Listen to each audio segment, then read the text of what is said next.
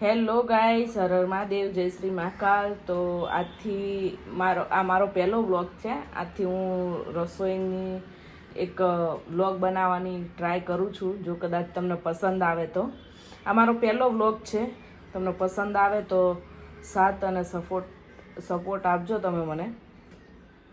તો સ્ટાર્ટ કરીએ આપણે પહેલા વ્લોગથી. હું રેગ્યુલર ઘરમાં જે બી બનાવીશ એનો વિડીયો બનાવીશ. એટલે દેશી રીતે મારા ઘરમાં જે બનતું હશે એ જ બધું હું બનાવીશ, એનો વિડીયો બનાવીશ.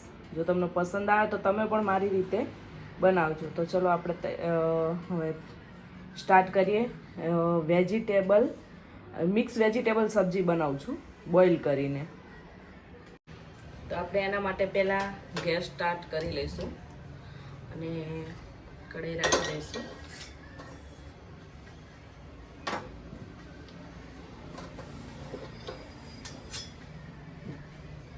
સૌ પહેલાં આપણે તેલ ઉમેરીશું.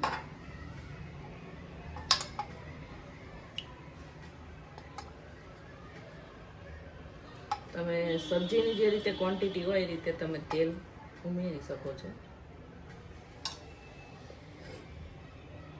તમે જોઈ રહ્યા છો મેં કેટલું તેલ લીધું છે.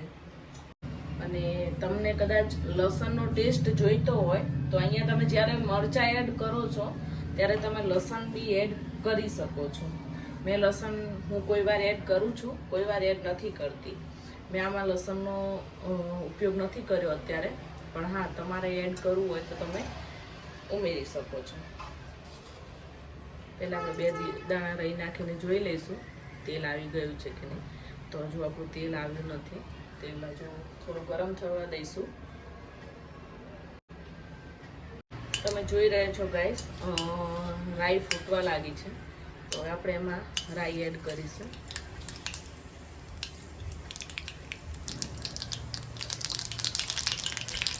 સાથે જીરું એડ કરીશું અને હિંગ અને મેથીનો પાવડર છે. મેં મેથીને શેકી અને ઠંડી કરી પછી ક્રશ કરી લીધી છે અને એમાં હિંગને મિક્સ કરી લીધી છે. તો હિંગ અને મેથીનો પાવડર છે. પછી એડ કરીશું આપણે મીઠું લીમડો. પછી એડ કરીશું મરચાં. હું મરચાં એટલા માટે મોટા રાખું છું, મારા ઘરમાં આનો છોકરો છે, તો મરચાં મોટા હશે તો આપણે એને નીકાળવા ઈઝી રહેશે. તો હું મરચાં મોટા રાખું છું જેથી કરીને હું નીકાળી શકું. પછી સબ્જી બની ગયા પછી હું મરચાંને નીકાળી લઉં છું.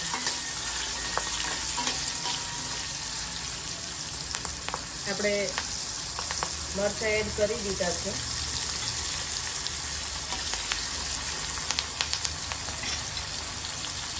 હવે એમાં આપણે એડ કરીશું ડુંગળી અને થોડો ગરમ મસાલો એડ કરીશું અને હળદર આ સમયે આપણે એડ કરી દઈશું.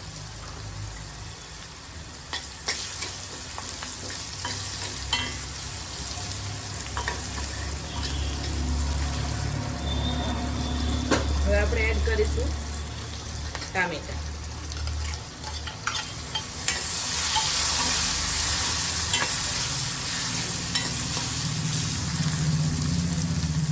હવે 5 મિનિટ માટે ચડવા દઈશું ટામેટાને.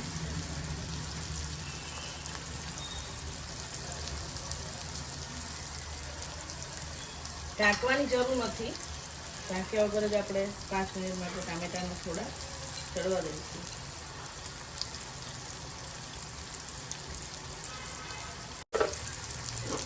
તો તમે જોઈ રહ્યા છો ટામેટા હવે નરમ થઈ ગયા છે. એમાં જે મેં તમને ધાણા કીધું હતું, કોથળી ઉપર આવે છે જે, એ ધાણાને એડ કરી દઈશું. હવે એને વઘારમાં એડ નહીં કરવાના, નહીંતર એ ધાણા ફૂટી જશે અને કડક થઈ જશે તો મજા નહીં આવે. તમે ના હોય તો સ્કીપ બી કરી શકો છો. મારી પાસે છે, તમે ઉમેર્યા છે. હવે આપણે એમાં એડ કરીશું મીઠું સ્વાદ પ્રમાણે અને થોડું ધાણા જીરું.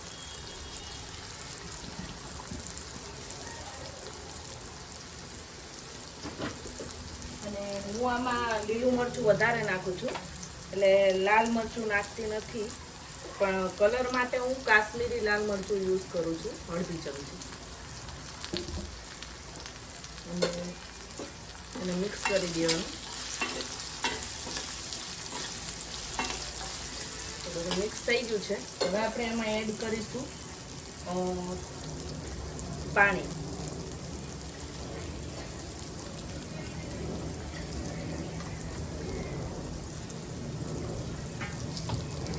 મિક્સ કર્યા પછી આપણે એમાં એડ કરીશું પાણી. પાણી બહુ એડ નથી કરવાનું આપણે, તો સબ્જી કોરી ના રહે એટલા માટે. અડધાનો અડધો ગ્લાસ આપણે પાણી એડ કર્યું છે. તમે જોઈ રહ્યા છો પાણી ઉકળવા લાગ્યું છે. મસાલો સરસ તૈયાર થઈ ગયો છે. હવે એમાં નાખીશું આપણે આ શાકભાજી જે બોઇલ કરીને રાખ્યું હતું એ બધું શાકભાજી આપણે એમાં એડ કરી દઈશું.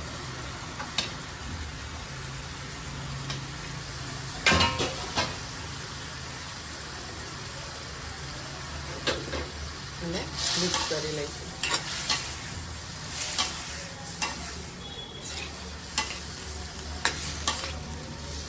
આવી રીતે આપણે સબ્જી બનાવીશું તો સબ્જીનો ટેસ્ટ બી સારો આવશે અને સબ્જી એકદમ છૂટું છૂટું મસ્ત બનશે.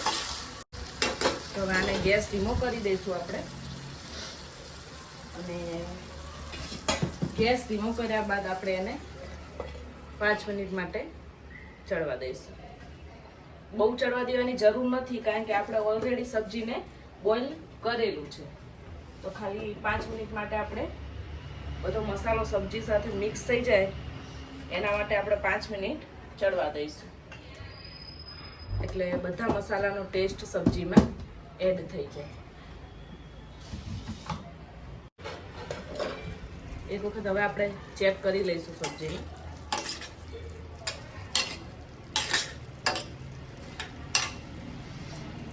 થોડી વાર માટે થવા દઈશું.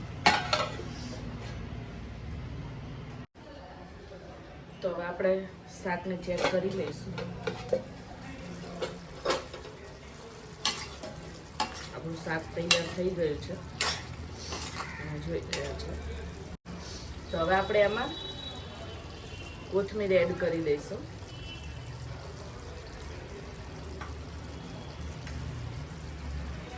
તો આપણું શાક તૈયાર થઈ ગયું છે.